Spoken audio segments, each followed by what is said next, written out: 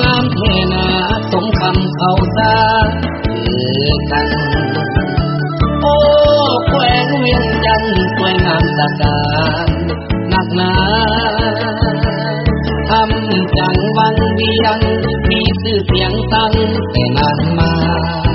ถ้าพอนอคำงามตาสุกุลาได้มาเที่ยวสูที่เมืองก็งามมีกว่าตามได้ไปมาทิวทัศน์ทุ่งนากว้างสุดสายตาน่า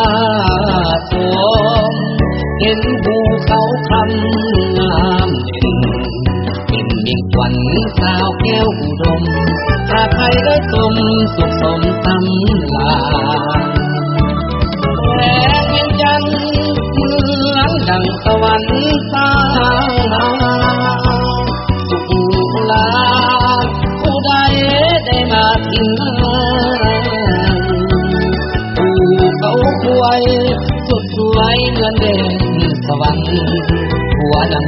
ก็สวยอาวันหน้าเสือนั้นก็สวยงามดี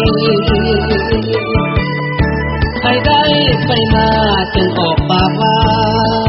สุขใจความสีวิไลจะหาที่ใดใสงามปานนี้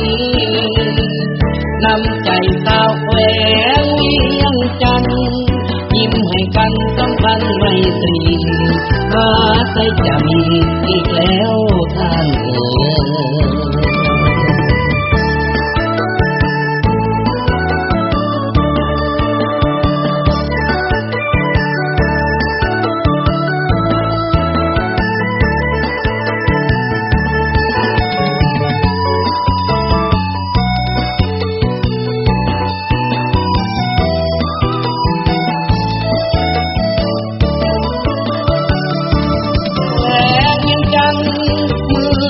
ดังสวรรค์สร้า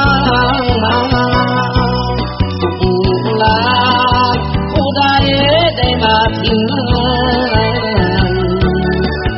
ภูเขาควยสุดสวยเหมือนเด่นสวรรค์หัวน้ำก็สวยอาวันหน้าเสือนั้นก็สวยงามดีใครได้ไปมาจึงออกปากว่าความสีวิไลจะหาที่ใดใสงามปานนี้น้ำใจสาวแขวงเวียงจันทร์ยิ้มให้กันสัมพันธ์ไมตรีหาใส่จะมีอีกแล้